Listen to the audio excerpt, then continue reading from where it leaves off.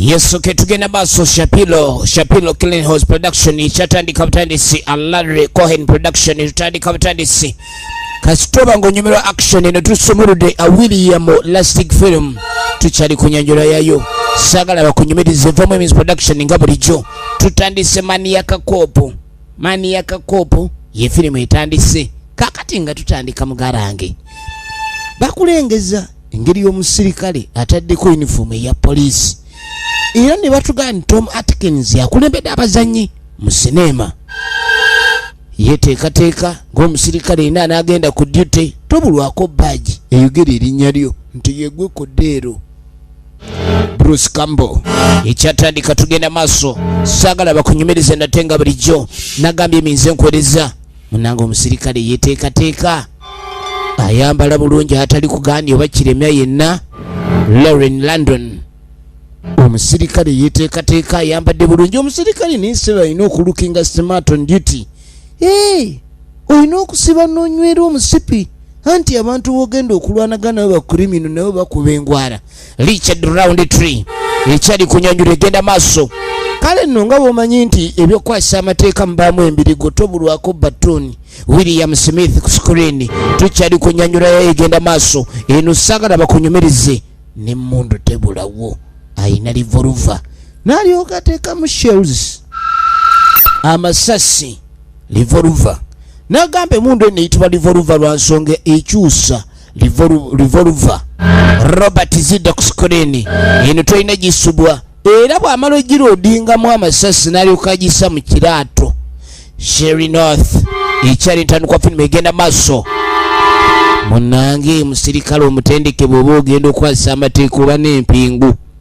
obunnyogoga Frank Isaac ye executive in charge of production tukyali kunyanjula yaye no saagala bakunyumirize ndatenga bulijjo nagambye minze nkoleza tutandika butandise omusirikale omutuufu obaamu n'amasasi balansi je ichatawe ekyatandika butandise genda maaso tolina kulika nti osuubwa ntandikwa kifaananyi munange omusajja ono ng'amaze okweteekateeka ng'omusirikale omutendeke awo oba oyiwako enkofiira n'olabikira ddala omusirikale mu kyambalo kye ekijjudde David Kane editor firimu eno era yagigasegase najja giwe dakiika 87 zokka tutandika butandisi Vincent George Reb ye director of photography ekyali ntandikwa firimu egenda maaso tusande kulika ndi osubwa kale bakulengeza ekibuga mu budde obw'ekiro Jeff Richard ye co-producer omanyi bagambe biyita ekiro n'abanene beetikka basena mu budde obw'ekiro abantu abasinga babanyuka okudda ewaka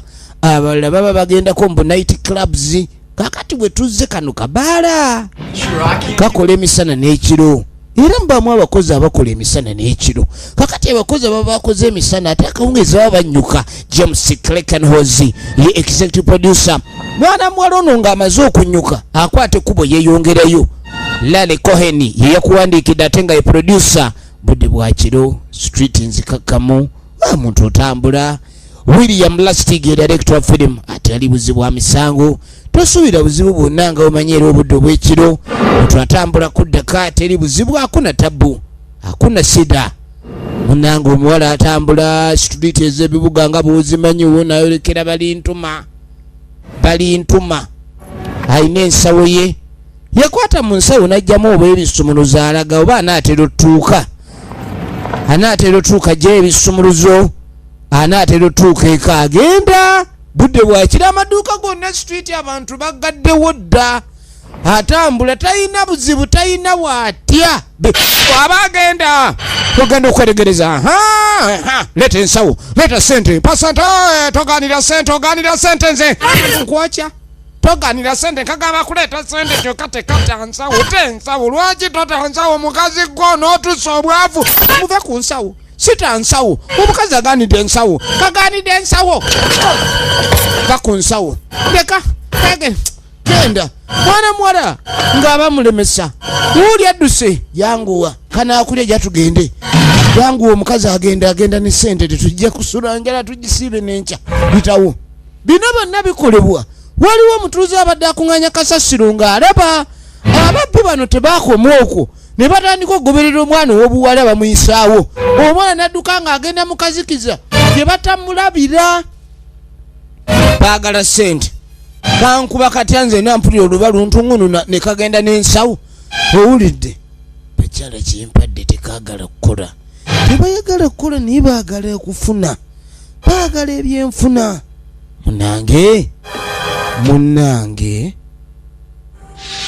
munnange efirimu egenda maaso mwana mulanga yekweka agayayiga muli bubi agayayiga genda maaso gamunoonya olunoonya kumba asirikidde mukazikiza ogenda okwetegereza gagano gali serious ajja zituwa omanyi omuntu okugoba akubanja sente ezo ze weekoledde muntu yozo n'azaagala ng'azibanja nga landiroodiwo gw'otannawaza mwezi omuntu oyo naye ng'aba asusse bulala efirimu kaakano tukalengedde kumba omuwala alengedde ofiisa ayita musirikale ofiisa bambi nyamba omukale ogenda okwetegereza waliwo omusirikale ayimiridde eruuyi eri n'omusirikale nno gwayita ng'oli mubuzibu neno naye nga taseguka izidati wanwe gudukopu wetegereze wuuyo omusirikale bamuyita teyenyenyava nenyamba akanga yaye gaagala kunziba ogenda okwetegereza omusirikale tali wiringi kuyamba naye ali wiringi okutuga bano baali balaba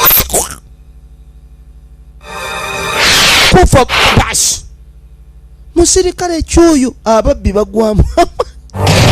bagwamu amaanyi waliwo omusirikale atuze omunyago kakati nga bukyenkya nga bumaze okukyenkya ku makya tulengera waliwo eya poliisi etuuka zino ezireeta bakurimino tuli ku poliisi olwo mujjeeyo kanaakulya jangu banange mwatuwayiriza tetusife nammwe kale omwera twabadde twagala kumubba naye sifa abamuse mutuwayiriza mwatemudde omuntu ekibuga emisana kiba kinyirira ne tudda ku New York medical examiner tuli New York's medical examiner ba examiner be bakola ki munange tuba tuli awo waliwo abakulu abatuuse abakulu bano mukujja waliwo obumasini obuvuga ng'embaawo bano ba examiner bakozesa ebyuma ebyenjawulo okubajjula n'okutereeza mwasize mutya so kati well we have a C2 C3 fracture dislocation waliwo fracture dislocation unstable and there was a sudden deceleration injury kwegamba ng'omuntu ayinza okuba yagugumuddwa okufuna kye bayise that's not what's interesting kwegamba yabadde ng'asituddwa omuntu yenna engeri gye yatugiddwamu ono afaanako ng'omuntu afudde omuguwa omuntu bw'aba afudde omuguwa aba asambagala kakati ensingo n'ekutuka munda muli kuba ekitundu ekyawansi kiba kizitowa ku mutwe oba ensingo ewaniridde babadde bamuyita Kathy Phillips ayina ka klabu mwakolera abadde atera okugenda mu kifo ekyo naye ng'omusirikale n'abasirikale bantu banywamu naye kiri prohibited omusirikale okunywamu ng'oli ku mulimu banywa off duty onayagala kuza balance totandika namugani sooka olengera size ya hematomas okakasani muntu yakoze ekyo ayinza okuba musirikale mwana neetaagayo empewo eri fresh ono agambye nti omusirikale yakikoze okusinziira ku babadde balaba abaana bano abaleeteddwa ono amugaye kyogamba abavubuka bano be bakikoze okusinziira ku witness yalabye yagambye nti obuvubuka buno bwabadde bugoba omuwala nga bwagala musuuza nsawo era bwasigadde bumugoba omuwala nga amaze obesimattulako kati ebyaddiridde teyalabye ye yawadde bujulizi nti kirabika bwe bwasse naye ate obuvubuka bugane musirikale katuddako eri abagalana banange ebitala bikutte bikwata nnyo n'ebirimba bali wano balina lusinzi bana ekyana gwe wuliriza nnyo amanya naye kati amatalo bagamba ki womuntu abagala kuteeka amatala ne gakwata banange kanaakulya erinnya lyono ekanaakulya kokola otya kaba kajja ku gwe oh sorry I don't know kiki musirikale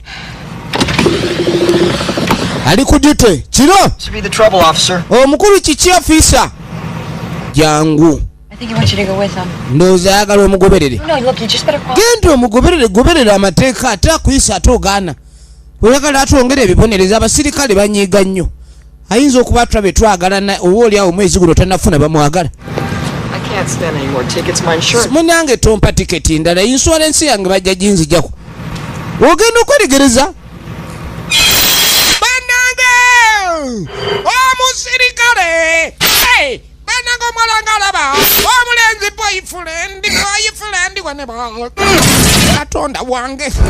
katonda wange etabweguse firimu tulaba maniaka kopo azini maniaka wetegereze omulenzi bamusaala bakanakulya leero tebakalidde buli basaze kasale batemudde katemule kanakulya tebakalidde bati omwana nadduka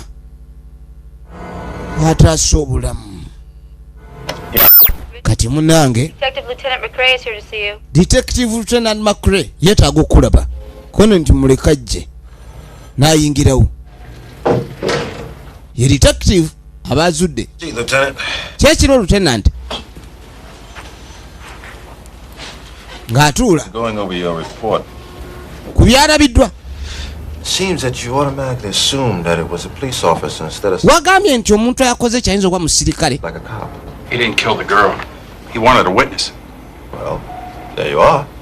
Obviously, someone trying to discredit the police force. Kakati mbu abavubuka bali babadde nga bajulizi. I think we ought to take a look at our own people. Namuka twanwe twetegereza abantu baffe. Psychologists do a rundown on cops that have been wetagawo ba psychologist ogenda maaso n'okwekebejja abasirikale abantu baba n'ebirowoozo ebibaleetera okubanga abaguba eddalu ne beeyisa ng'ensolo ne bakola ebikolwa bwe bityo. That's the whole damn force. Ono amugambye nti agezaako ku discreditinga basirikale ku byayogera. Doesn't have an alibi.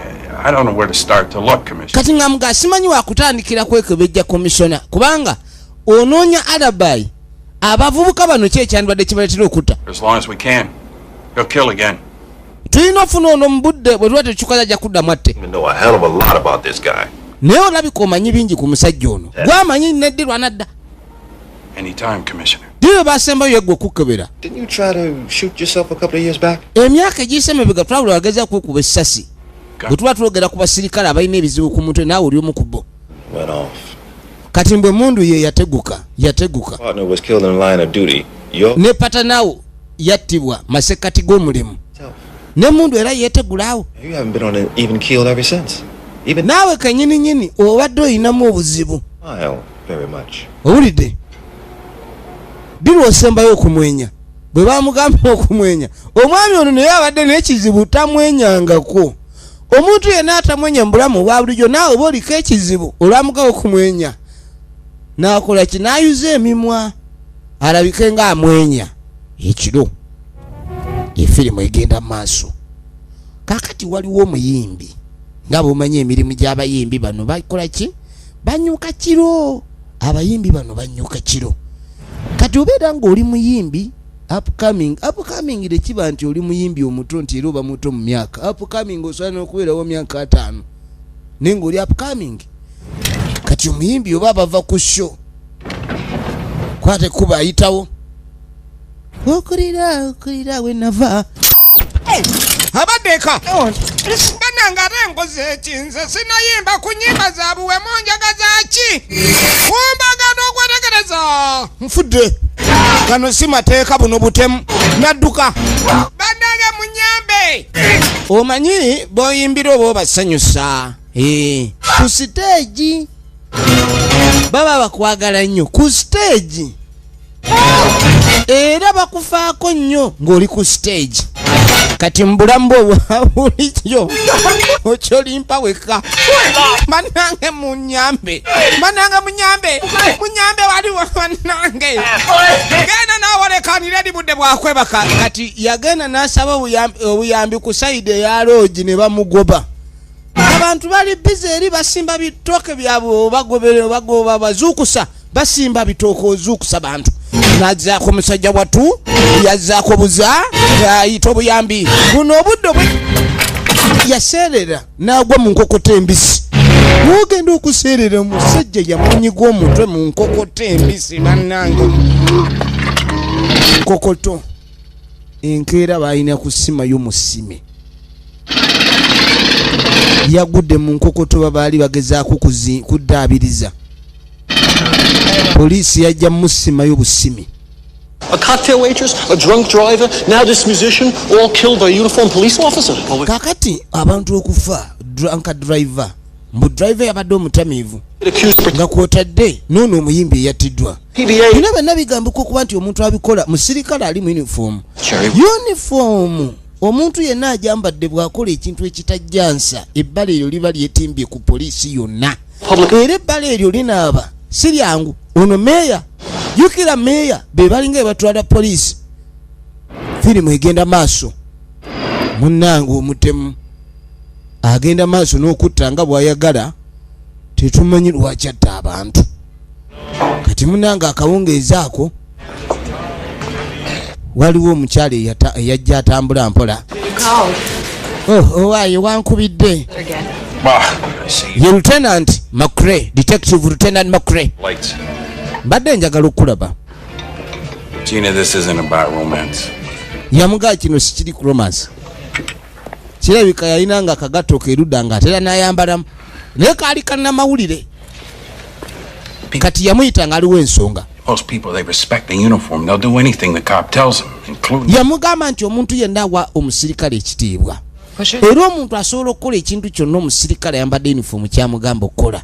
Kubanga bakimanyi mateeka ge googera naye. Naye ate singa abeerawo omusirikale atandika okutta. Kino kigenda maaso n'okudiscreditinga poliisi nti omuntu okutuuka nga takyasobola gyesiga. Yensonga lwaki tuba tulina okulwana ennyo okuba ntunyweza omuntu ono nga tannagenda maaso nakola bizibu birala. I am ready to hand you an exclusive on this. Yamugamba nti ndi ready okuteeka mu ngalo zo kye tuyise exclusive. Kwegamba omuwa amawulire obutamulekerayo. Names the witnesses, specific. Oyinayo amanya gaba witness nakikoeni buli kimu kiweetaaga kiri omwo. Omutemu ono buli wattira wabeerawo abaalaba. Era buli muntu abaalaba agamba nti musirikale yakikoze. Kyokka komisona yabadde abuusabuusa. Amawulire gatandise okuwandiika nti maniacal cop kills again. Hell no. Bino byonna omusirikale okubanga ali rampart n'atandika okutta kigenda maaso n'okutta erinnya lyaki lya meeya. Wabaawo obunafu mu yafeesi ye. Okitegedde? Ate nga tusemberedde ebyokulonda mu kaseera kano bannabyabufuzi bonna babalina okuweereza mu bulungi. Njagala olabe. Kati poliisi lwefuna ekifaananyi ekibi woofiisi ya meeya ate yeesinga okukosebwa. Wano waffe kyanjawulomu. Yagamba nti tulina okuleka tuteekawo okunoonyereza. Kati bagamba nti tulina okuddira McRae tumukwase kino. Singa tunaafuna omumenyi w'amateeka ono enkya bajjako bamuyita komando bamuzira. Wabula mu myezi 6 tumusala emipiira. Mu police force tebayinza kukkiriza kufuna linnya ly'amaanyi eri public kubanga enkyo yinza okwefuulira poliisi ennamba ku lw'ebiragiro bya public kubanga public eba ekusuuta ate obe oli untouchable. Omuntu yenna bw'abeera nga public emwagala nnyo abeera untouchable. Gwe wenna amukutteko oba olinnye wookya. Kati munnange amawulire googera omusirikale afuuse ekirala banne mwegendereze nnyo omusirikale wagasumama tomala gasumama kuba abasirikale kati tetumanyi lwaki mawulire gawandiikira kumu obutemu bulinga obutemu naye abasirikale buli lunaku omusirikale onatta. Kati waliwo omukyala eyali avuga emmotoka yekyanze. Emmotoka yekyanze. Mu poliisi ekyagenda maaso n'okukola okunoonyereza tebatuulira bya kisiru. Poliisi yetta ate yeekola okunoonyereza. Omukyalo ono aba ali wano ogenda okwetegereza emmoloka ya poliisi emupaakinze emabega. Mwe mujja muvamu omusirikale wuno ndaba nga akwata mu musawo ajjayo mmundu ono n'amanya kaweddemu anti baagaye musirikale yatta. Kati ate ono azze wuyo musirikale mukazi wattu ya papa papa emmotoka eganye nyabo n'amanya awedde. Yamanya awedde bw'ateerwanako kyava akwata mu nsawo. Akwata mu nsawo omusirikale alingiza nga leero tonzise. Omukazi yakuba omusirikale essasi.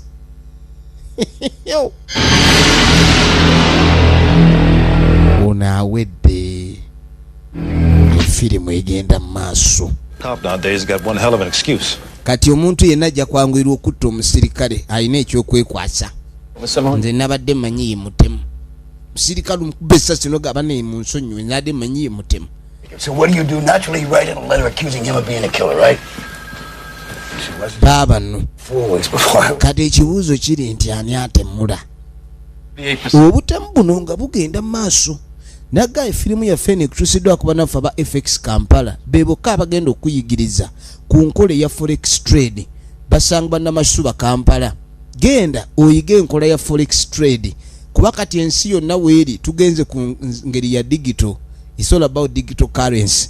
Aba FX Kampala be bokka abagenda okutendeka ku ekyo tugenda maaso ne firimu yaffe nagga ikomono w'okikuoba ne ba agents baffe firimu zaffe ziri ba agent okusingira ddala era tubagamba b'entebe mujja kugenda ekawuku ku E&E video library and electricals efirimu egenda maaso ebintu byongedde okutabuka kati waliwo ali eno asala amawulire waliwo omusirikale ayambala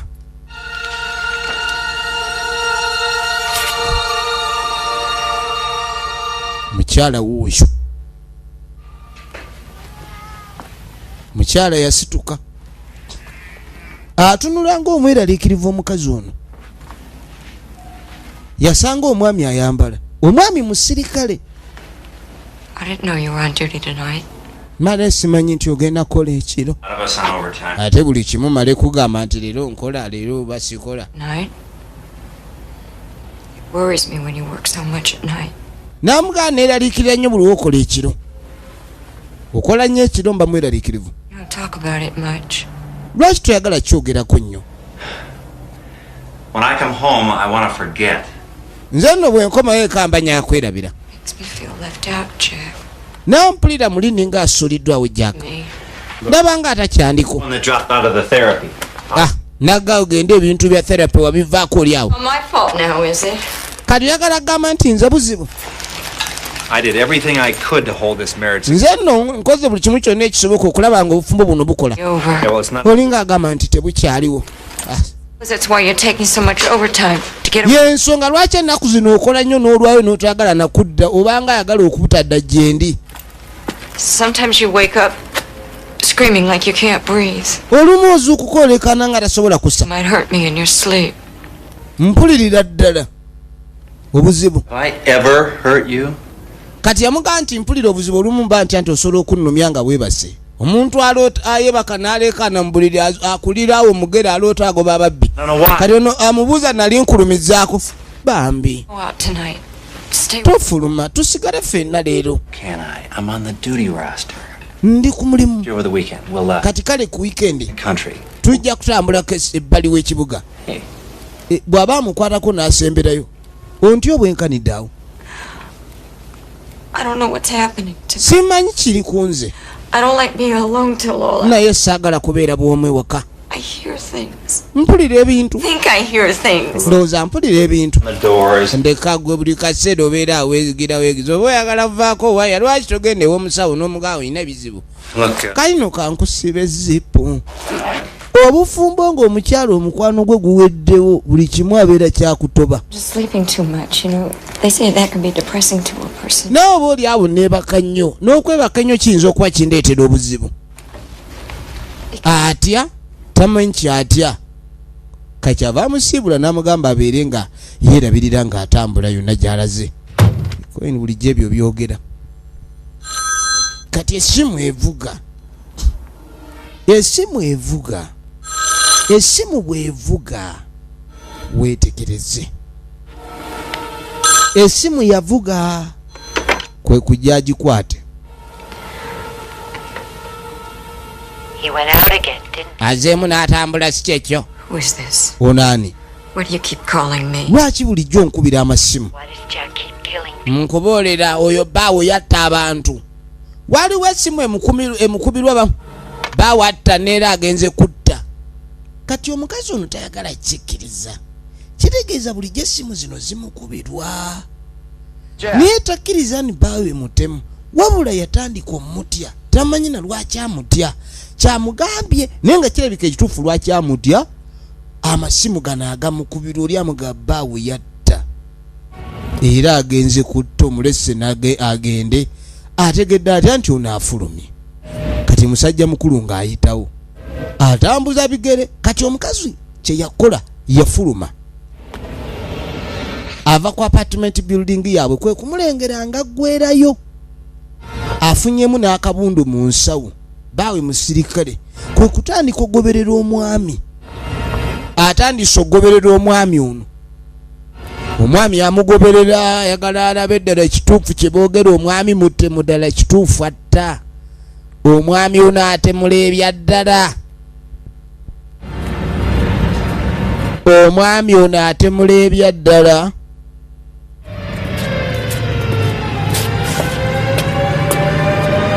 ng'amugoberera ogenda okwetegereza omusajja gy'alaga ogenda okwetegereza omusajja gy'alaga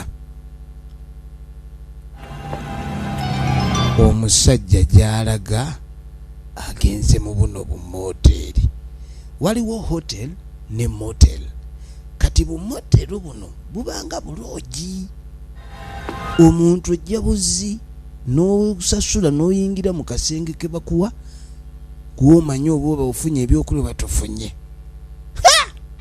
omukazi yalengera kwe kujja wano w'osasulira n'atandika okunnyonnyola byonna bye yannyonnyola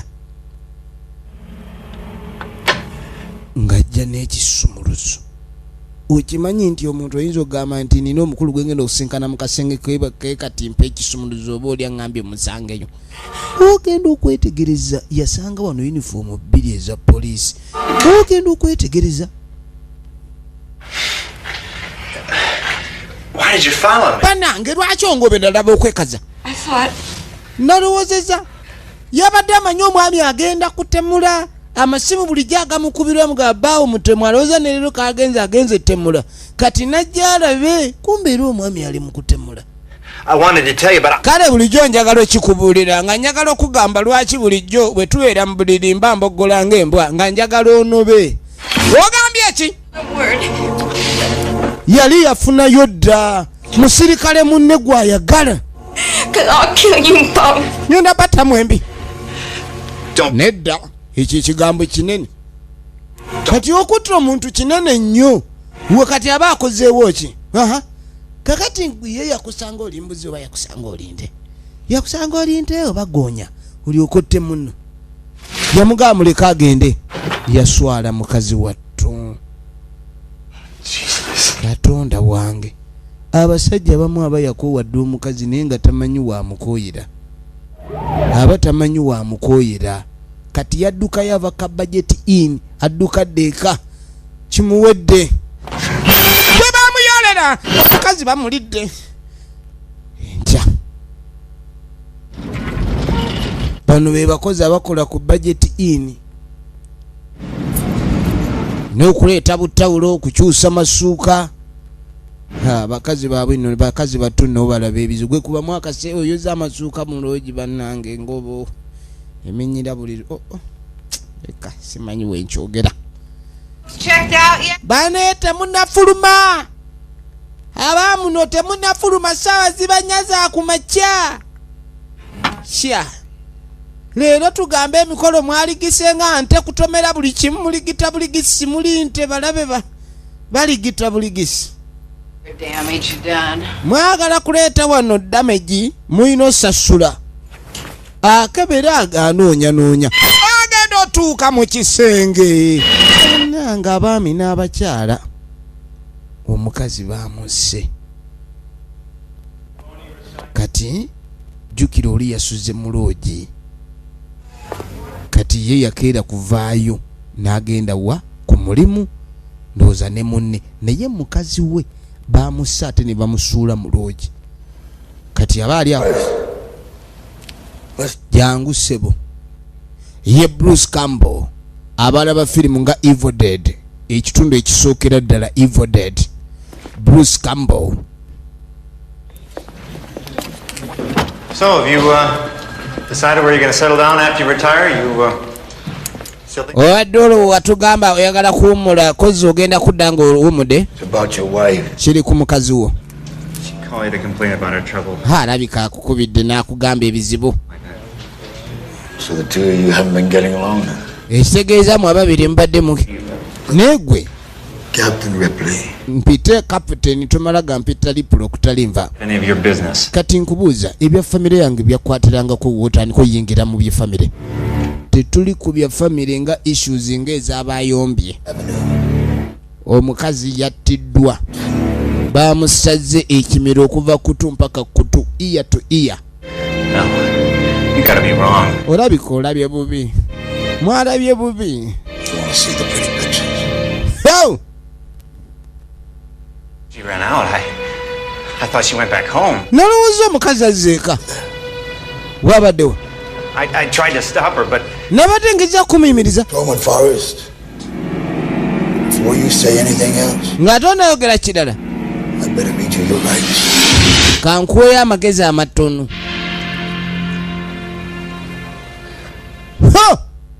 Okufa kwa mukazi we bino ebya poliisi biva ku mukazi ne bidda you a suspect. An arrest has been made in the Netudde ewa meya. things that have been plaguing this city in recent weeks. Patrolman Jack W. Forrest Jr. has been charged with the murder of his wife as well as with the... Kati ssebo meya ng'akola amawulire. Rather than being a deranged maniac, Tubadde nga tudiringa ne deranged maniac. Patrolman Forrest Omusajja ono abadde musirikale nga tosuubira nti ayinza okuba ndi yakola ebizibu ebyo. to stand Naye ssebo yatemudde mukazi we twamufunye. Reviews? Kati wuuyo amawulire gawandiika maniac cop claiming the fourth victim. Era byonna biraga mwana mulenzi ono yabikoze. I now believe my husband may be doing these murders. Kaakati balina akatabo ke baaguddeko. that's not. Bino byonna ono yabali tannaba kudda kajjukira. Olwazudde omukazi ngattiddwa. Poliisi yagenze wezingirira empaka waka ne babaako bye bazuula. Era omukazi abadde n'eddayala ye y'ekyama mwe yawandiika nti saagala kukkiriza ni bba wange yakola obutemu buno bwonna. Kyova olaba omukazi yatuuka nga bba wa mutya akankana akola ki? Kumbe ono yali mwenzi bwenzi naye teyali mutemu. So the victim. Buli we yagendanga okutambula n'alwayo ekiro yali nga mu bwenzi. Kati ate nga n'okulwawo okudda ewaka kimuleetera okukkiriza nti omusajja ono okulwayo alabika aba ali mu bikolwa eby'obutemu.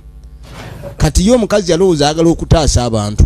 Agamba omwami aleme kuddamu kutambula kiro na kulwayo nnyo ku mirimu. Kati looya we yatuukira n'asooka agobayo bali. Jjukira mu mateeka looya asobola okwogera ne client we nga tannaba kukkiriza balala kwogera naye. You had no control over what happened.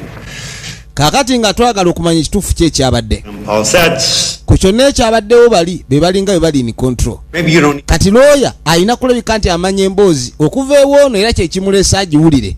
Then bamanye ekituufu kye ekyabaddewo ono kwaba atandikira okumuwolereza baba bakugenda mu kooti. Kati ng'amugaye ekituufu. I got a witness, okay? Somebody else. Waliwo witness ayinza okakasa nti sinze natemudde kuba nabadde naye. You need all the help you can get. Yamugamba nti weetaaga obuyambi bwonna bw'osobola okufuna. Witness ono yaani? Another week if they don't find. Kati abali tayagala kukyogera kuba kibadde ky'amagye bamaze ebbanga ddene ne musirikale munnoono omukyala nga babaawo okubwatula endagala. Kakati tayagala kyogera kiyinza okumuleetera okuswala n'okugobwa ku mulimu. Abasirikale oba temuyina kugenda maaso na waliwo emirimu egimu nga tosobola kubeera patanaawo nga oli mukola mwenna ate ne mwagalana. Kati amawulire gaagano inze kati abasirikale olumulengera nemmeme nsinduukirira mwana abasirikale muyina erinnya limwegulidde kati mwafuuse kanga baana lengera omupoliisi odduke. Luli nalinga mpa abasirikale ekitiibwa naye omusirikale okuvala yatuga omuntu kati bagambye mbu ono bamufunye mbu mulalu tumanya tutya mbu talina balalu banna abali awo. Wolaba omusirikale ngajja lwaki todduka kaki ekiriwo olengedde erinnya lya poliisi lyongedde okuvunda. Kali awo kiki ekiddako? N'agamba naye ggwe nyagala ombulire banneetulowooze omusajja ayinza okugenda maaso n'okutta mukazi we ekintu ekiyinza omuleetera ddala okulabika nga yabadde agenda maaso n'okutta kuno okw'omudiringanwa nga yakola okutta okwo okw'omudiringana serial killings. Mothballs is the one thing you never get rid of. Wuyo. Now let me tell you, fella. If Jack had an alibi, he would have come across with it by now. N'agamba nti Jack singa abadde ne alibi yandibadde kwega yavuddeyo dda nayo. Killer knows who it is. And you're a cop. Fucking I am a cop. What the fuck are you? Fuck you. Kakati bano baranise kuyomba ne tuddeyo musajja mukulu wuno ali mukomera. Kalodi yajja ayogere naye. Jukira ye Detective Lieutenant McCree yetakkiriza. Era bagambye nti omuntu ayinza okutta mukazi we n'akuleetera okulowooza ni gw'abadde akikola. Akatabo ke baazudde kaddayala omukazi bye yayogedde temwabaddemu nti oba waliwo eyankubira essimu okuŋŋamba nti bbaawe yatta. Yabuuza lwaki yalonze ye. Oyinza okuba nga oli mu sayizi y'emu n'omutemu ng'omuntu yenna bw'anaagamba nti omutemu ali mu futi bwe ziti mu bunene bwe buti nga mwenkana. Kuba omutemu ono abadde atta naye nga abantu baga nti ali mu yunifoomu ya poliisi kyekireetera gani mu poliisi yatta naye nga terinamu amanyi feesi. Kati yamugamba nti omukazi omumanyi gwe nabadde naye. Nkuyozaayoza.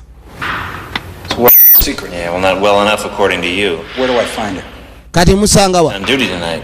wetwogerera nti ali ku duty ekiro. Omukazi gwayagala mu sirikale era ali ku duty. Mbega ali undercover. Kati nakyala yono. Kati kumbe ekiro abeera ayambalanga omusege. Eggwanga bwe liba lyagala okulabika nti lya upgradinga ku byokwerinda. Osanga bamalaya bangi nga bali ku street okwo naye nga bazze kubega. Oli bayinza obagaye tulabe gundi ono kuba agula nnyo ne bakutega kimalaya ng'eyira bagala kukutuga obanga bagala kujja mu information n'ebirala ebifaanana bwe bityo. Kati obanga ku malaya gw'ogenda n'otandika okulamuza n'agamba lwaki toliikana baana bo. N'amugambirawo nti gwe nkutegedde oli mu poliisi. Abasajja abakulu bakimanyi nti mu bamalaya mubeeramu abasirikale. Kati kumbe poliisi yennyini bajja ne bamukeberako. Kati gwe wojja olowooza nti oli ali mu kulamuza kumbe basirikale banne bamugamba oba ali bulungi kuba omuntu oyo jjukira ekintu ky'abagenzemu kiba kya bulabe nnyo. Kati adda ebbali ayambalira ddala ng'omusege enkondo. Kimaama kyalabise bulungi. Kumbe wuyo Seddu mukazi wa poliisi yeekolako obukooweekoowe buubwo bukoma maya. Ekiviiri aba ali mu kataaba. Ani oyo? Ogenda okwetegereza. Gwe Meroni. Alowooza Meroni? Alowooza Meroni. Abaami n'abakyala. Makuri yuno. Azze gye bamugambye oli gye yagenza okubegera babeera ku street okongolooza bamalaya kumbe mulimu bambega. Nsonga za security. Kati onajjayo alaga baaji ye nti ali ku mulimu. Kumbe esajja lyambadde nga lisirikale ne lijja batuuni bannanga mubeeramu ekyambe. Kuno wagiramu emundu. Ono wawulira essasi erivuga. Awuli omusajja bamukuba amasasi tagwa. Oyo laba oluba. Laba oluba. Nono yatuuka asimula.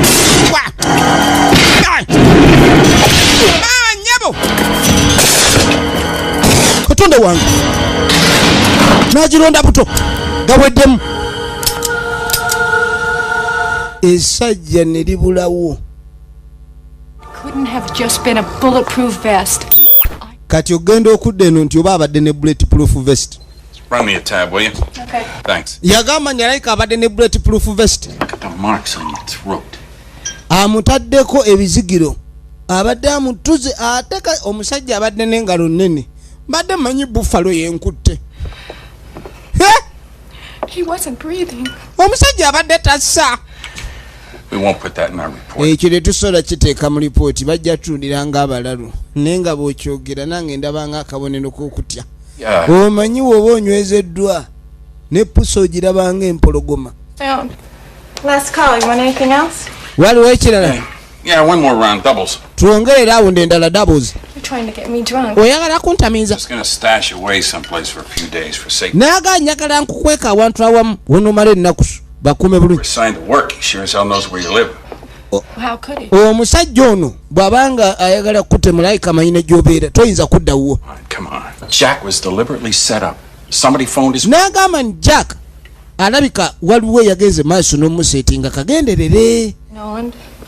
Omuntu yenna abadde amumanyi obwenkanidde awo. Works for 20 years. She's like a den mother to all of us. Huyo. So she wears that leg brace? Oh, yeah. She uses a cane, sure. Yeah, that's her. Her father's a cop. I know. She's a fixture down headquarters. She's been there so long you hardly notice her. What's this? Key to my apartment, 4E. I want you to... Yamuwa ekisumuluzo kya apartment ye. Room number 4E. So you know it's me. I'll ring twice. Yamugamba bwe nnakonkona emirundi ebiri omanya nze. Anybody else? N'ensooka oba nsooka kukubira essimu mulundi gumu nenzijako then n'enkuba n'okwata. Naye bwe sikola ekyo omanya mulala. Better stop down headquarters. I have a feeling Miss Nolan will be haunting the joint. Kati munnange ekiro ekyo mukazi wattu awonye kufa.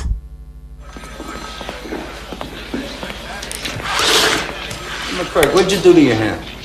Waayo omukono wakoze ki? Sign me in, will you?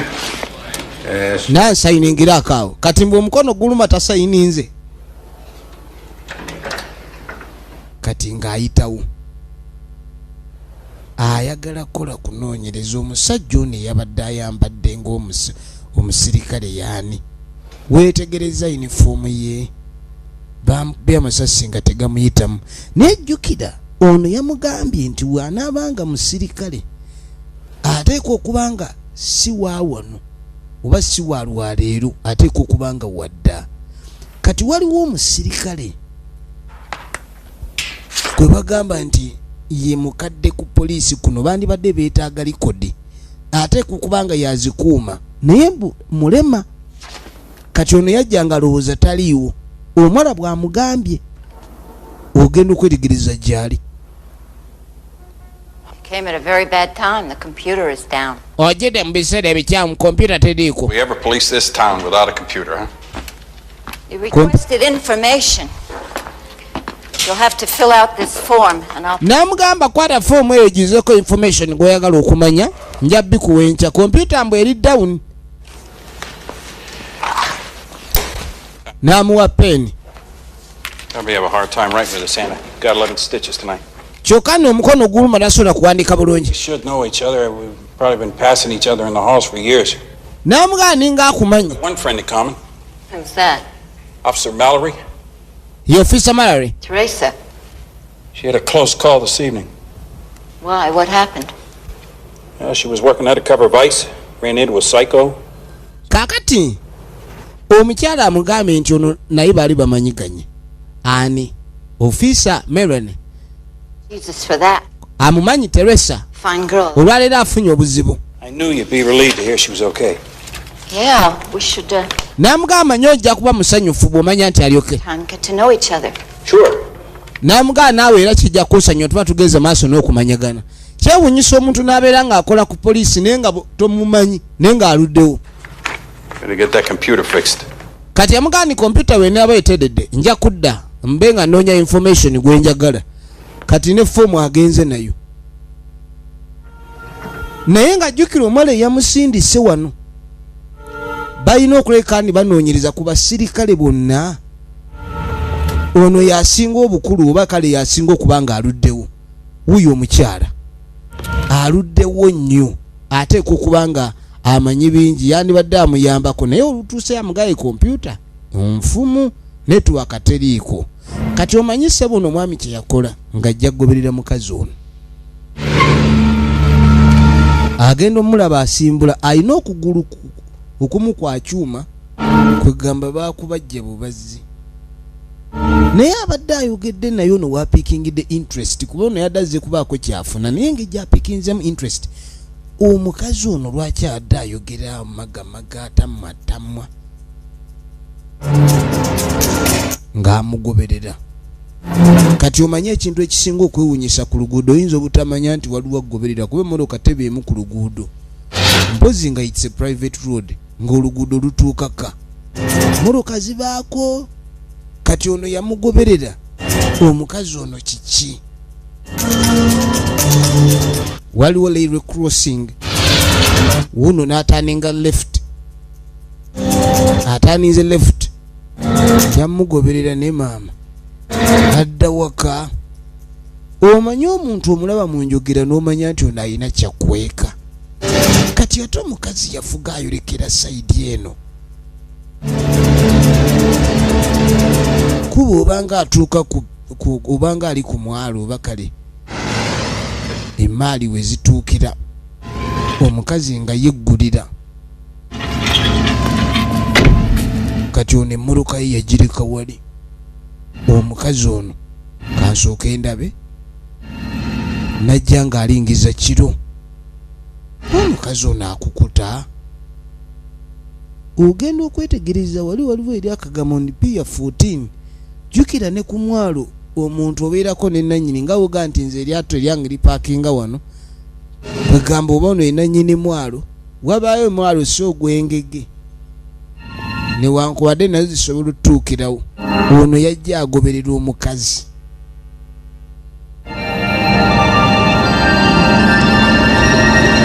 Ng'amugoberera wuuno avuze mpaka munda. Kiro.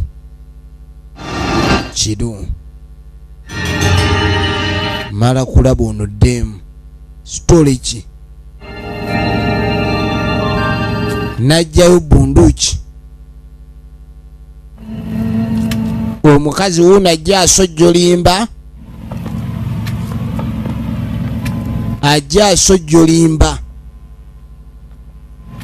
Ng'ayitawo. Ogenda okutwetegereza gy'atuukidde. Ono ajja. Omukazi awulira ayogera. Ayogera nani? Kumbe gyali omukazi alina omusirikale gwali naye gwayogera naye. Lengera omusirikale omutuufu ow'olugamba amanyi okulingiza. Olina boogera. It would be safe if you put the girl away, but this way is even better. Namugamba amanyi kale ojja kubeera seefu oba osa omuwala. Naye nekino kisinga. Let her guard down and you'll be free to get to the mayor and the... Ojja kubeera free otuuka eri meya. Meya bamwagala kumukola ki? I knew you had anger in you, Matt, but... Manyi oli munyiivu era n'obusungu bukutta. Dealers and the junkies and all the human garbage that you'd be cleaning the city of. Namugamba kwega mulimu abantu nga bisasiro. What's got Era tumanyi obadde olongoosa ekibuga. Naye kati munange obusungu obukuluma n'ekyo kye bakola. Saagala osunguwale nnyo. Ebisasiro ebimu tobyera. Mulimu abamu nga si bisasiro. Byonna bye bakola mbimanyira ngera. Omukazi ono n'omusirikale ono kuba omusirikale. Ani ali eyo? Ono ategudde akabaawo nga tagenderedde. Nakubirawo essasi. Lwakwata manyi watuufu wakuba. Kwe kulira kapa ekaaba. Ebadde kapa. Balowooza kapa yeesudde ebibaati. Kumbe. Where are you? Ono agenda okuzza amaaso ate ng'ono abulawo nga kimyanso. Ye mutemu omusirikale omukazi ono bamanyiganye. Agenda omugamba come back ng'oli yeeyongeddeyo.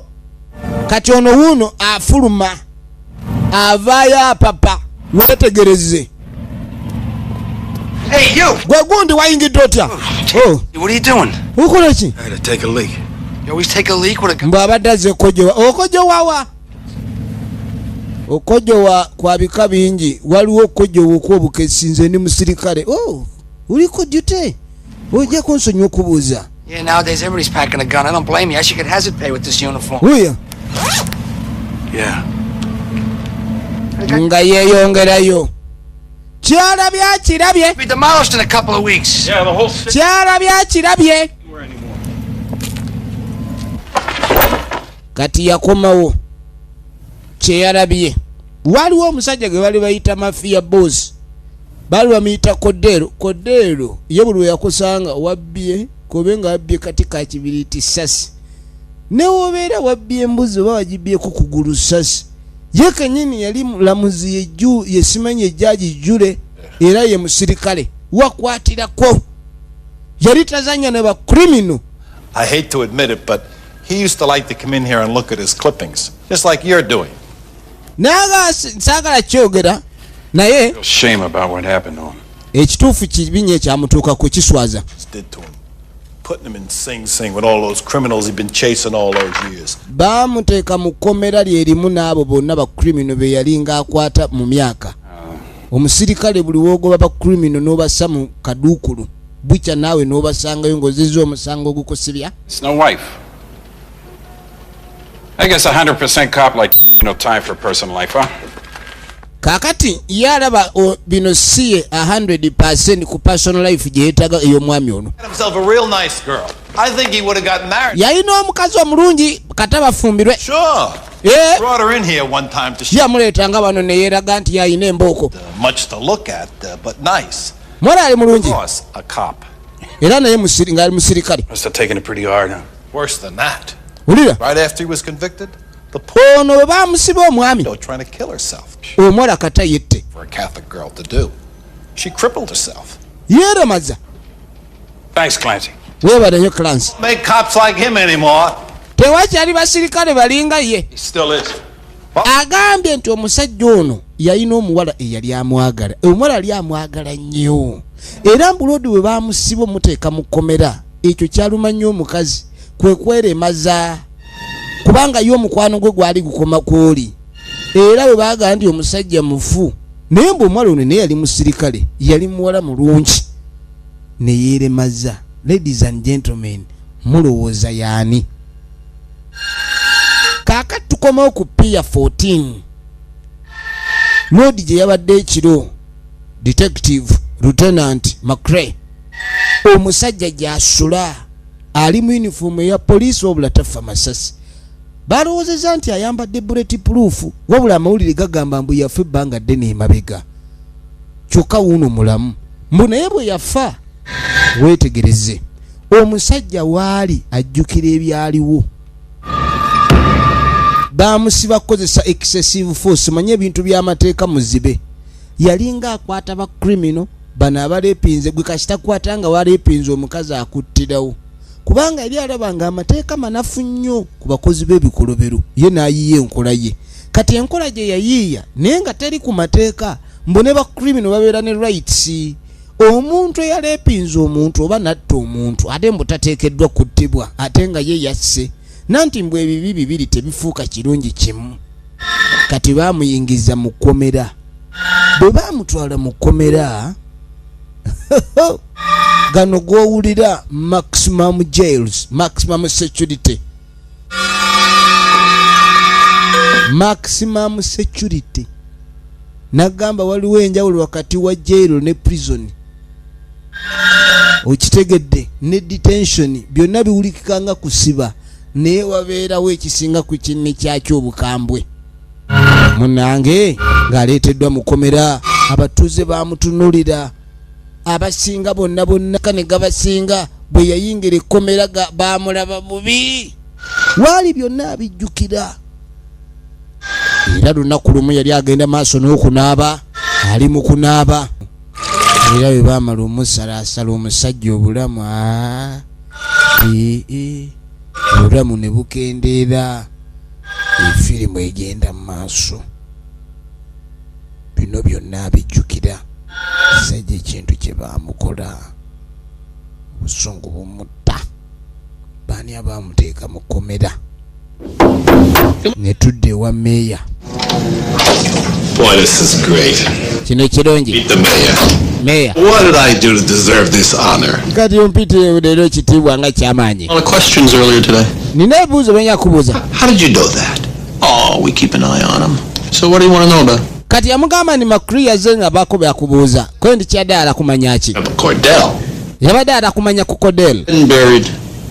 Well, Cordell yafa. my place to say, but you threw him to the wolves. Namugaga wamusuula mu misege ojja kunsonyiwa kyogera. Shots with the big connections, and so you got rid of him. wagezaako okwagala omujjawo kulw'okuba yalina ebingi bye yali amanyi.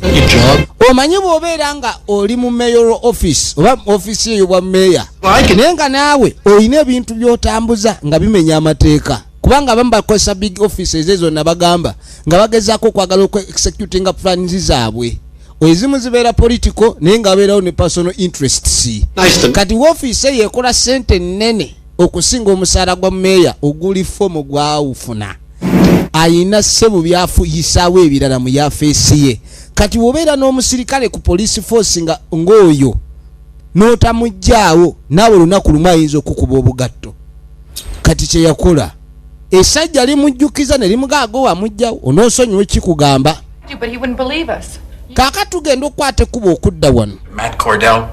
Yeah, it's before my time. Yamugamba omumanyi omusirikale gwe bayita Matt Cordell kwendi basirikale bakolanga ffe tunajja kukola kirabika yakomyewo ageza kulumya abantu abatalina musango. We're going to find out. Tomorrow morning I've got an appointment with the chief medical examiner up at... Aina appointment ne chief medical examiner. Tugenda kuzuula enkya. Continue this questioning for a while alone.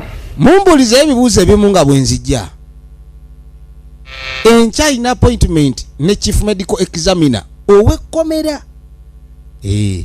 So agenda musinkani. Jukira ne mukomera. Mubamu kye bayise infirmary. Libanga dwaliro. Abasirikale singa abasibe singa babafunye obuzibu baba balina okugenda maaso n'okubajjanjaba. Kaka tukwate kubo tuyita ye Makure. Naye nga amugaye nti waliwo omusajja gwe bayita Cordell alabika mulamu naye ng'ensi yonna emanyi yafa. Kakati twetaaga okumanya chief examiner. Kati waliwo awandiise mannya Kakoopo. Ani yawandiika bino? Yeno nno omukazi eno gy'akolera. Omukazi ono yatandise omwekengera. Jjukira ono tagenda butereevu na wa commissioner kumubuulira buli kimu. Wa commissioner ono buli kyamubuulira awakanya. Kakati yagwa ku glove. Jjukira maama. Glove eno omukazi yagimwambudde eggulo ng'agezaako mujjukiza obulumi bwe yayitamu. Engeri gye baamusala emikono. Kati amuguddeko. Obusungu yamukuba banna omukazi ye mukazi yennyini yakubira mukazi wa munaffe jako mukandi bawo mutemu nga bagezaako okwagala omusiiga kyobola bono yagayi naye yenna yakikoze yabadde yagala kusetinga apu obutemu buno bonna obujja bukolebwa babuze kuggwe nti oli ne bwaba amaze okutemula baleme kukola kunoonyereza kulala. Kaakati no tuba tulya ogenda owulira emiranga. Omukazi akitegedde omusirikale ono anoonyereza nnyo Makuri. Kati ono yawulira nga pressure emukuba kyava amugwako. Vaayo wekumugjayo.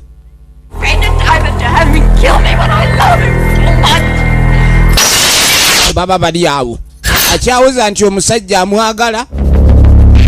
Yamwagala nnyo omusajja. Ne mumbere naawulira amwagala kyobola abadde amukavalingirafo. Kati omusajja ono okumanya atabuse. Okuva leya ddala kyali muntu. Bakumuntu. Namukanyuga eri omukazi nga mufu yali mukazi we. Kati ate nno Makure y'omu ku bandi badde basinga okudduka omusajja ono tafa masasi. Ekyo kyebuuzibwa lwaki. Jangu wano yitawo.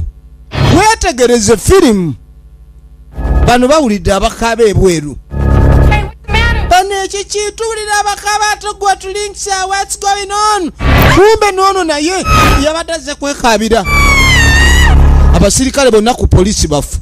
Katonda wange tetuyinza sigala wano pozi nga tulinda kuttibwa. Ono kyava afuna emmundu okugijja ku musirikale. Yitawo buli ludda beewuuba. Buli ludda beewuuba abasirikale beewuuba buli wamu kwewuuba kwe kugenda maaso okwewuuba kufuusa okwewuuba. Tereera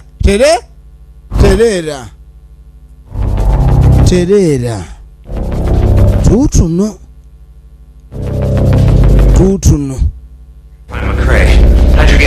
yabuuza Makure mwayise wanga muyingira ontajjukira we bayise. Kati ng'amugamba kwate kuba ofulume yitawe mwayise nga mujja kamala okulaba Makure then nze ngenda kusinkana ebweru anoonya Makure. Kumbe Makure musajja wattu bayuya Makure genda ono alindidde bweru abaali awogenda okwetegereza maama nnyabo ekigwosa dida Katonda wange firimu yino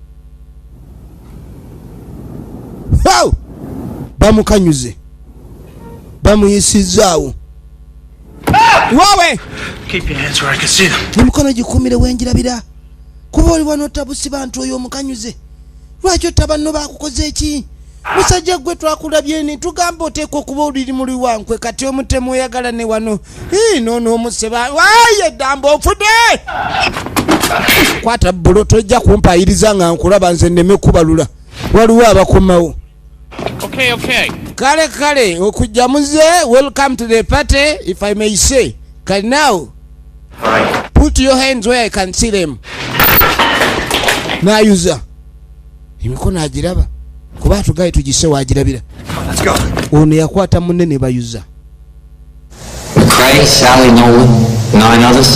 Somehow he got out and killed them all. kakati nno Makure n'abalala 9 bafu. What's Jack Forrest got against you? Meya wuno yagamba ni ono Kodero kali beebuuza ni Jack wajajja amaanyi okukola ekyo ono si Jack. Maybe he isn't.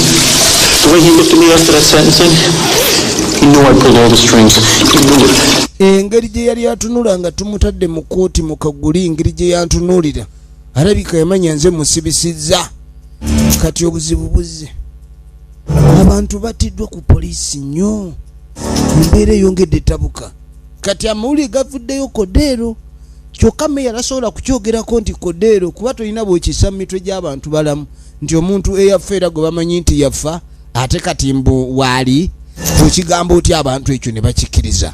Tulaba Mania Kakopo part 1 eva mu Miss Production natenga bulijjo kakati mukwate kuba okuva eyo bannaffe nga bayitawo boolekerawa emitawaana bwe giwunya mu kibuga osooka nobanga akifulumamuuko twakwata train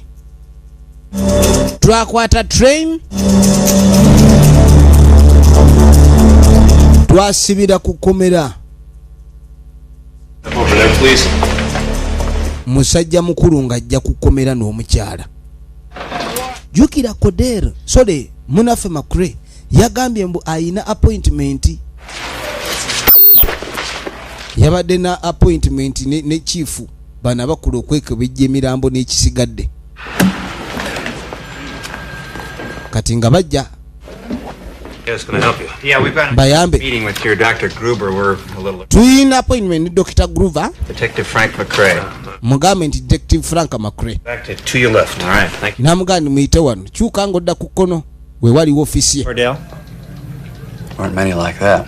I did the autopsy on him. Ono yakola autopsy ku ye. He's knew that something like that could happen to him. Why didn't they prevent it? Why wouldn't allow? Bamanya ekintu nga kino kyali kyakumutwa ko lwaki tebakiyimiriza. Guess he didn't want to admit that he was afraid. What is a case like that? Waliwo kirayika omuntu yali emabega wa kino yatya. This is no. Waliwo ebintu ebigenderere. Omuntu omukanyuga mu kkomera lyerimu ng'abadde musirikale nga bakrimino babadde ajjanga ku nguudo ng'abateeka mu kkomera n'omusindika mu kkomera lyerimu oba omusindise kufa. Era omuntu batandika okulwana nga abasirikale balaba bajja nga bamaze kumaliriza. Would you mind? Wulira. Ono yakola autopsy.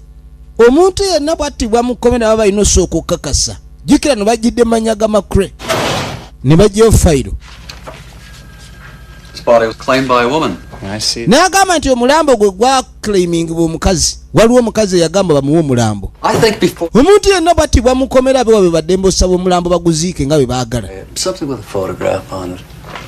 Detective Lieutenant McRae died early this morning. Ono kwe kumugamba nti Detective McRae Lieutenant yafudde ku makya g'olwaleero. At police headquarters last night. Bino byonna byaddiridde oluvannyuma lw'okulumbibwa police headquarters ekiro kyajjo. kati atanasoma mawulire. If I would have murdered a bunch of officers, the last place... Jukira ono yali yateekeddwa mu kifaananyi nga ye mutemu ow'abasirikale bonna. Kati ate yali wano. Cordell wasn't dead. Yagamba nti Cordell teyafa. Tewakikakasa. Lwaki tewakikakasa nti Cordell si mufu? Abadde atandise okwekyanga kubanga ono impersonatinze ajidde mu linnya lya Makure naye nga si ya Makure kwa Makure yatiddwa. Oli agenza osoma amawulire dokita n'amanya nti kituufu yatiddwa n'omusirikale yabasse ali ku kifaananyi eky'amawulire. Kati ne bano bamugamba nti Cordell teyali mufu. Lwaki tewakakasa? Kati kumbe naye ajjukira kuba yali agenda maaso n'okukola autopsy. Yakwata ku mukono gwa Cordell wadde yalinga omufu wabulanga entunnunsi yayinamu entunnunsi. N'akwala ne kino ekipima. Muntu waawanga omuwulira tassa naye ng'entunnunsi mweziri. Yagezaako kwagala okumunyiga oba omutima guzuukuka kubanga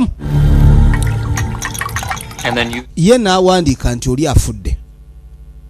Omanyi waliwo bino bayita ebisulo oba ze bayita twitches oba muscle twitch nti omuntu ayinza okubeera nga amufu n'ennyama ng'eraga mulimu obusubo obulamu kakati ebeera ezinaazina bimuyita ebisulo. Kati mubiyinza okulowozesa omuntu nti mulamu. Ono nno naye omulimu gwe guba oba buli mu busuubo okakasa omuntu nti yafanga mulamu.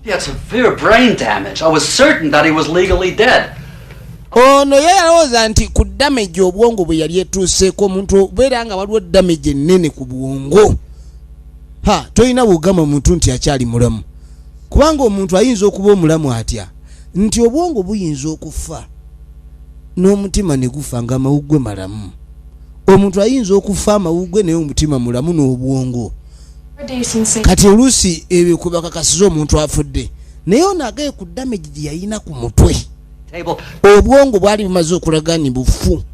Screwed him. The politicians put him in prison and the inmates did the rest, and now you're trying to ruin my life. Yagamba temugezaako kunyonoonera obulamu.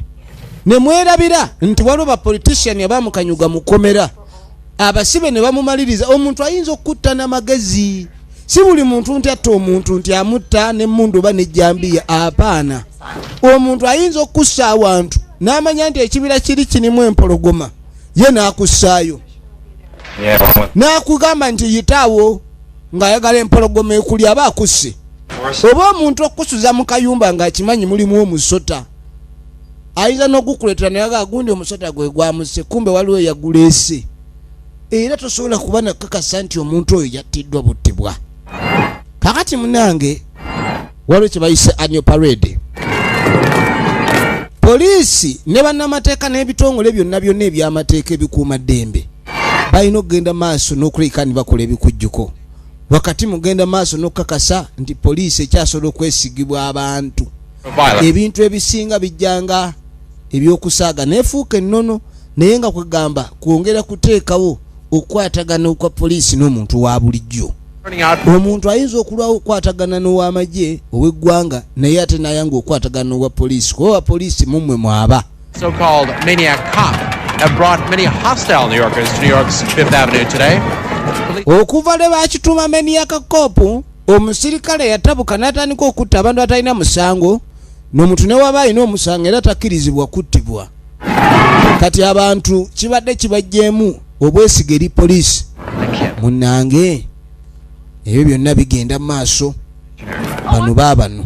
These killings are being committed by a dead man. Commissioner Pike was chief of police when Cordell was sent to jail. Kati yamugamba nti commissioner Where are you going to be? ye chief wa police. Ensonga zino balina otandika oziraba mu ngeri y'okuba nodi ono yasindikibwa mukomera abo baani abaali emabega bwakyo. Kati asindikayo omukyala kubanga yakimanyi tebamuyinaako buzibu asooka agenda ayogere ne commissioner. Katukwate kuba okudde wa meya. Jerry, you'll be late.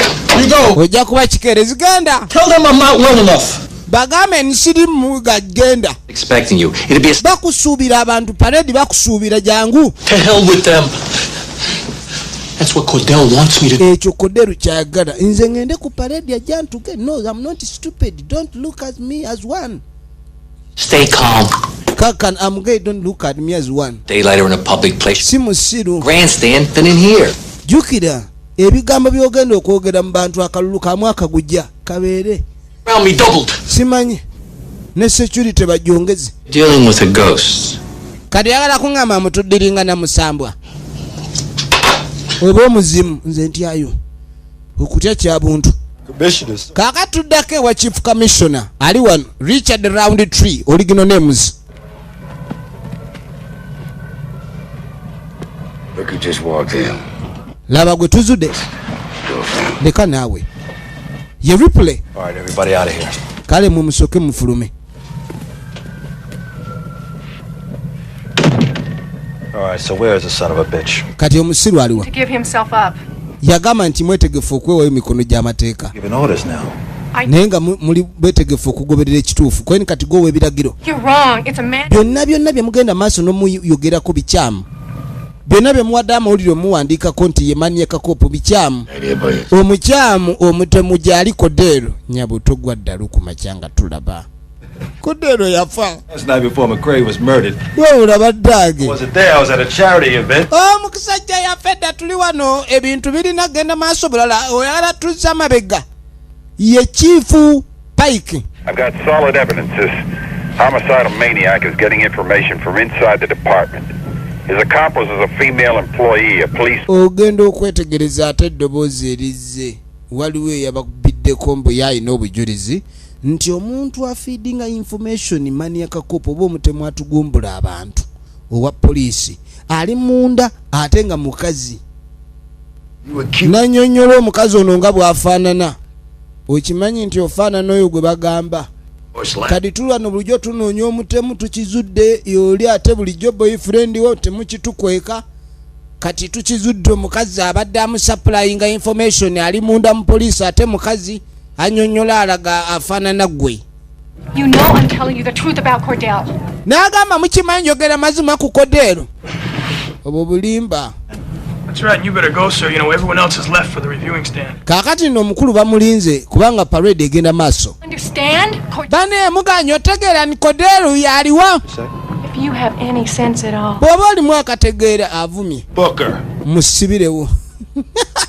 Amugaye nti oba olimu akategeera wandibadde omanya ebintu bino nti biri vital bwenkanidde awo ebiseera ebisinga omuntu w'obusungu takulembera kuba ebintu oba birabira mu busungu tuula wano.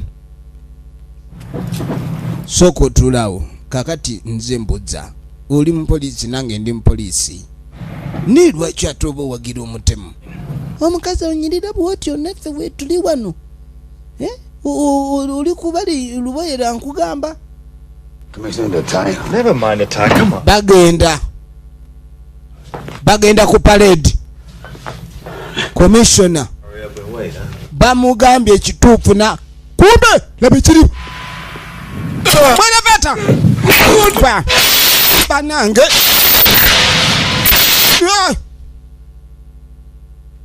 Firimu yino.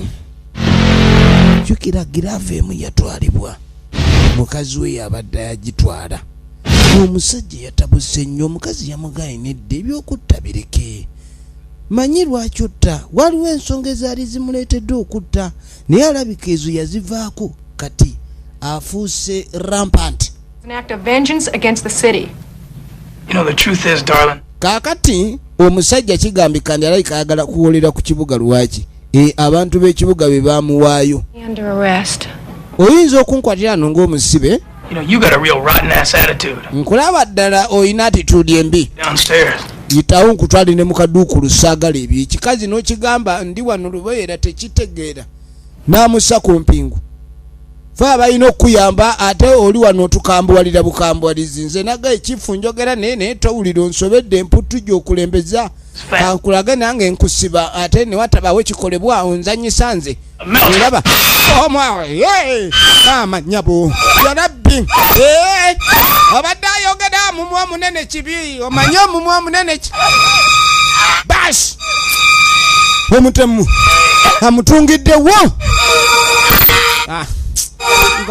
walulamu kumbalula buto mpalula bwotyo wata musajja kati agenda okwagala okudduka ayingira elevator kumbe baliba ono alinda alawe ba commissioner yakiriza omwana byamugamba kali sikwe kuyingira mu kayafeesi akalala alindidde bweru munaffe alabe oba waliwo ekikolebwawo kuba commissioner bwakitegeera nti omusajja alabika teyafa oli ssebo kifo ekizamina mukomera ekintu kyatakakasa omusajja yali akyalinamu entunnunsi ye n'awandiika nti oli mufu kyokka omukazi najja n'aclaiming omulambo kumbe baali batwala mulamu omusajja wuuyo yadde engulu naye mukuddako engulu takyali muntu kiri kirala kyeneena kiri ayagala muwala ono yakanyuga entebe bano ne balengera gyeva ha kwa nini yame okyali kwebyo kwa nini ye kumbe omutemu wuno ali jju omutemu ali yingende kanze kisajja kwa kinkutene kubere gasi yanta enda emitawana jiguse mwana naayitamu owaye siyo omutemu oyo wachana yetu kabisa kwanza aro kuza kumbe wewe nataka kutuga mtu mulala wanu sangine wona ataka tuga mtu wengine kuba kuja kwanza ne bapereka bamesika yawa we kuja olwano yagala kututuga naffe oyagala kututuga nkulaba otunulanga n'atutuga gwe kumbe omwala akirira omusajja gwe bamanyi ng'omutemu si ye mutemu ne bamukuba mu kivaani galawo omutemu najja nasikayo omusirikale yasika omusirikale ekivaani n'akivuga mu mumpe ono bulijjo mwagala basi nasimbula vaani ya polisi babadde ku security jukira saidi eri paredi egenda maaso bane mwangu we omutemu wuli agenda mwe muli kweyola ne bagikuma kadenge omusajja agenze ne mukuluka ya polisi ayina mu suspect ate ali ku mpingu kati laba ekiddako laba ekyaddirira omanyi okozesa shoti gani eyo emundu sebe eba yabulabe eba yakwegendereza nnyo emundu eba yakwegendereza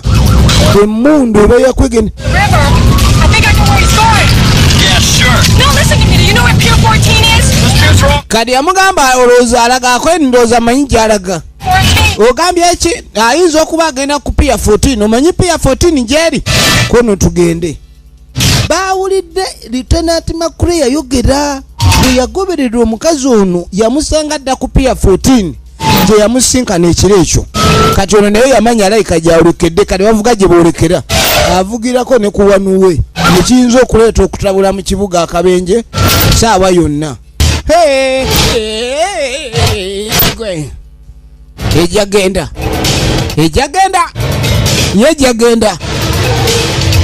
omusajja afuuse kirema tunulira ono yali emabega aluguddemu ali emabega yakiriko ali emabega yali ku kyokya katonda bwange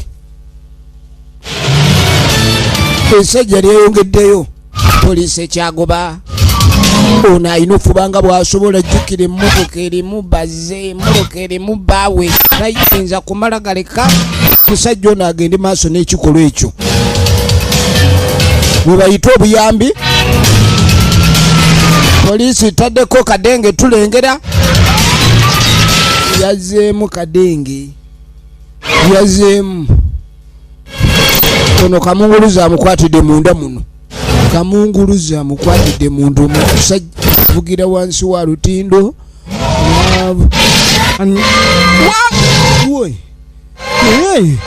ono n'omusirikale teyakoma kwata mundu yokka we yali bayiga ebyobusirikale nemmoloka okugibuuza amanyi ogibuusa agibuusiza ddala lwakuba ate oli gwe bagoba tabuusa naye baaba mulala mukugu kati embeera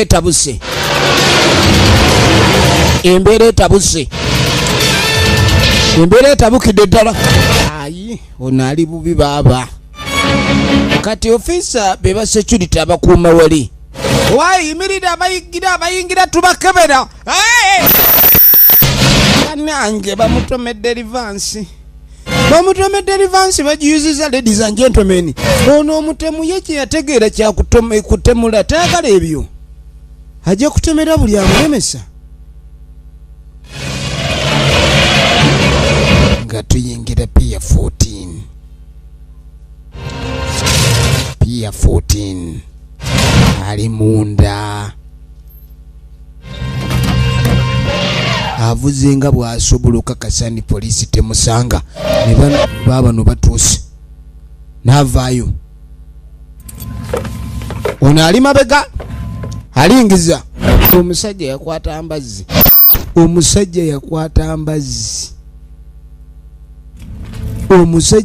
embazzi ekitegeeza ono bwalengera ng'oli atandise otebukawo pa poliisi ganda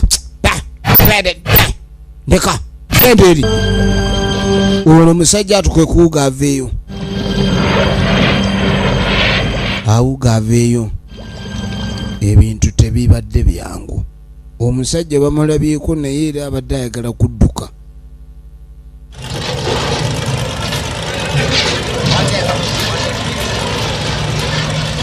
kakati oluvannyuma ng'emmoloka ennyuluddwayo emmoloka baginnyulula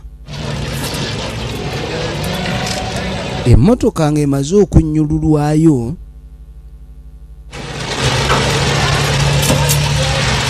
emmotoka ng'ennyuluddwa